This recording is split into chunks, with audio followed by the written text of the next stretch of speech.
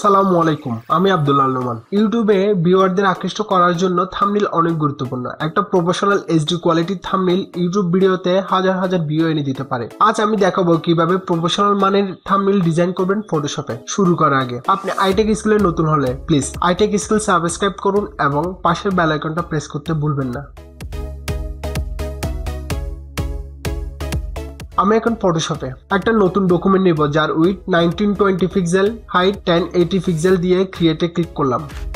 এখন create a new layer আইকনে click করে আমি একটা নতুন লেয়ার নিলাম। এখন আমি এই লেয়ারটা পেন টুল দিয়ে ডিজাইন করব। পেন টুল ভালো করে ব্যবহার করতে জানলে অনেক সহজে খুব সুন্দর সুন্দর ডিজাইন করতে পারবেন। এখন এই কোনায় একটা পয়েন্টার নিলাম। এখন নিচে এই জায়গায় একটা পয়েন্টার নিয়ে নিজের সুবিধা মতো ড্র্যাগ করতেছি।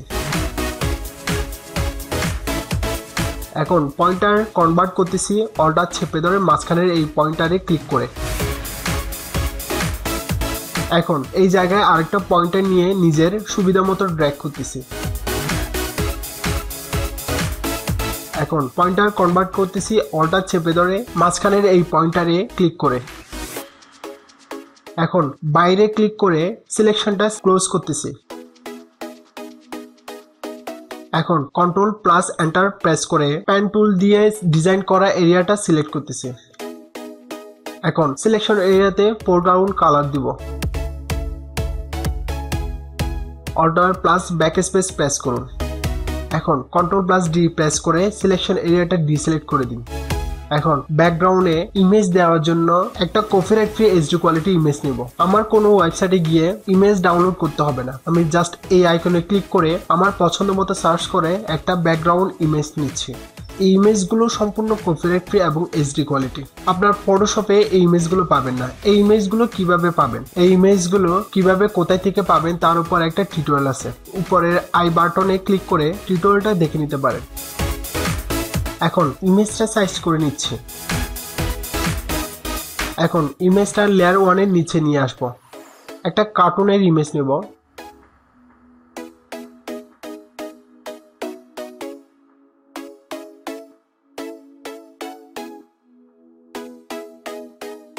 এখন এই কার্টুন ইমেজের ব্যাকগ্রাউন্ড রিমুভ করব। ম্যাজিক 1 টুল দিয়ে ব্যাকগ্রাউন্ড সিলেক্ট করে ডিলিট বাটন প্রেস করে ব্যাকগ্রাউন্ড রিমুভ করুন।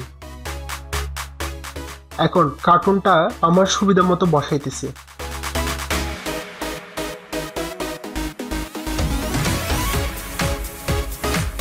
এখন আরেকটা ইমেজ নিলাম। এখন এই ইমেজ এর ব্যাকগ্রাউন্ড রিমুভ করে সুবিধা মতো পজিশনে বসাইতেছি।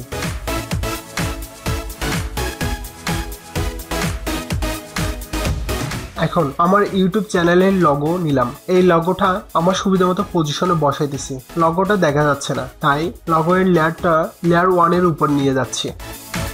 এখন লেখা টাইপ করব। বাংলা টাইপ করার জন্য আমি প্রথমে অব্রু কিবোর্ড থেকে Unicode to Bijoy text converter এ ক্লিক করি, তারপর বাংলা টাইপ করি।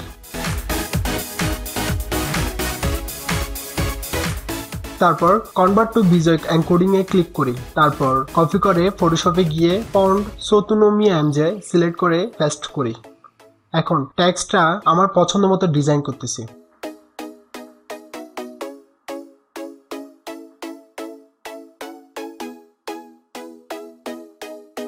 এখন টেক্সট লেয়ারে খালি জায়গায় ডাবল ক্লিক করে লেয়ার স্টাইলে গিয়ে স্ট্রোক দিচ্ছি।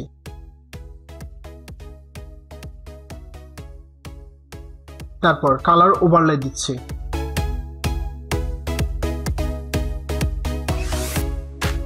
এখন একটু ফাইনাল টাচ দিচ্ছি।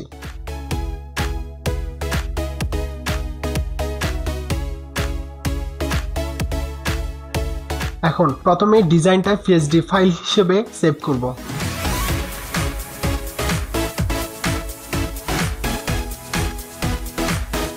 তারপর জেপিজিতে সেভ করতেছি। পিএনজিতে সেভ করলে ইমেজের সাইজ বড় হয়ে যাবে, আর ইউটিউবে থাম্বনেল 2 MB এর বেশি সাপোর্ট করে না, তাই জেপিজিতে সেভ করবেন।